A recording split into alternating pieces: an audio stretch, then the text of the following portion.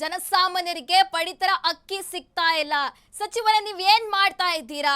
ಆಹಾರ ಮಂತ್ರಿಗಳೇ, ನಿಮ್ಮದು ಯಾವಾಗ ಸ್ವಾಮಿ ರಿಯಾಲಿಟಿ ಚೆಕ್? ಹಾಗಾದ್ರೆ ಸಾಮಾನ್ಯ ಜನರಿಗೆ ಪಡಿತರ ಅಕ್ಕಿ ಸಿಗ್ತಾ ಇಲ್ಲ, ಆಹಾರ ಮಂತ್ರಿಗಳು ಏನ್ ಮಾಡ್ತಾ ಇದ್ದಾರೆ? ನೀವ್ ಯಾವಾಗ ರಿಯಾಲಿಟಿ ಚೆಕ್ ಮಾಡ್ತೀರಾ?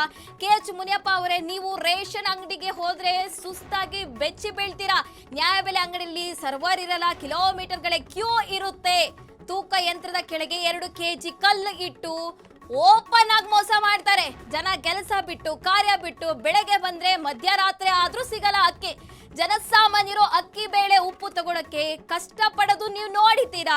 ಕೊನೆಗೆ ಅಕ್ಕಿ ಸ್ಟಾಕ್ ಇಲ್ಲ, ಮುಂದಿನ ತಿಂಗಳು ಬನ್ನಿ ಅಂತಾರೆ, ನಡೀರಿ ಅಂತಾರೆ. ಏನ್ ಮಾಡಕ್ಕಾಗುತ್ತೆ?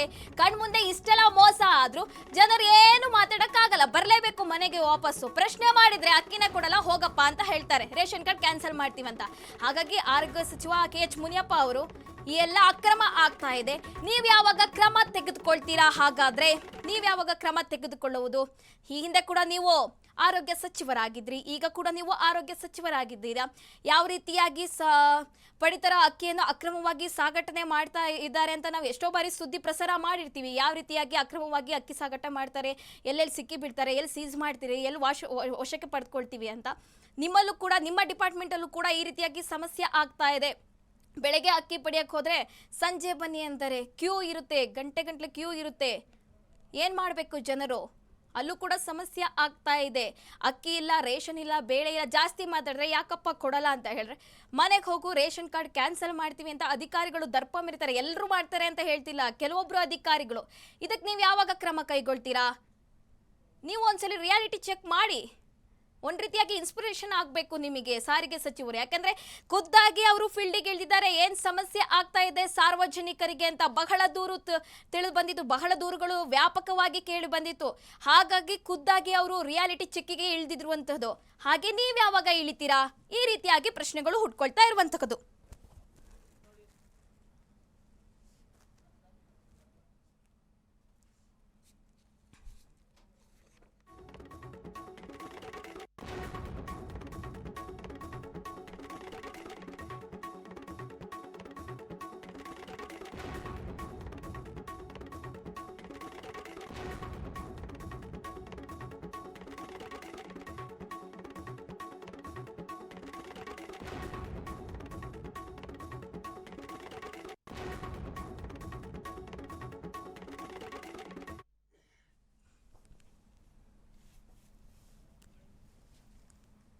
KH ಮುನಿಯಪ್ಪ ಅವರು ಯಾವಾಗ ರಿಯಾಲಿಟಿ ಚೆಕ್ಗೆ ಇಳಿಯೋದು ಅಂತ ಈಗ ಪ್ರಶ್ನೆಗಳು ಉದ್ಭವವಾಗ್ತಾ ಇದೆ. ಯಾಕೆಂದರೆ ಬಹಳ ಸಮಸ್ಯೆ ಆಗ್ತಾ ಇದೆ, ಪಡಿತರ ಅಕ್ಕಿ ಸಿಗ್ತಾ ಇಲ್ಲ, ಸಾರ್ವಜನಿಕರು ಬಹಳ ಪರದಾಟ ನಡೆಸ್ತಾ ಇದ್ದಾರೆ, ದಿನ ಕೂಡ ಅಲೆದಾಟ ನಡೆಸ್ತಾ ಇದ್ದಾರೆ. ಹಾಗಾಗಿ ಯಾವಾಗ ನೀವು ರಿಯಾಲಿಟಿ ಚೆಕ್ ಮಾಡ್ತೀರಾ ಅಂತ ಪ್ರಶ್ನೆಗಳು ಉದ್ಭವವಾಗ್ತಾ ಇದೆ. ಹಾಗೆ ಗೃಹ ಮಂತ್ರಿಗಳು ಕೂಡ ಇರ್ಬೋದು, ಪೊಲೀಸ್ ಠಾಣೆಗೆ ಒಮ್ಮೆ ಹೋಗಿ ಭೇಟಿ ನೀಡಿ ಏನೇನು ಸಮಸ್ಯೆ ಆಗ್ತಿದೆ, ಪೊಲೀಸರು ಯಾವ ರೀತಿ ವರ್ತನೆ ಮಾಡ್ತಾ ಇದ್ದಾರೆ ಅಂತ ಹೇಳ್ಬಿಟ್ಟು ಈ ರೀತಿ ಆರೋಪ ಇದೆ. ಹಾಗಾಗಿ ಒಂದ್ಸಲಿ ರಿಯಾಲಿಟಿ ಚೆಕ್ ಮಾಡಿ ನೋಡಿ.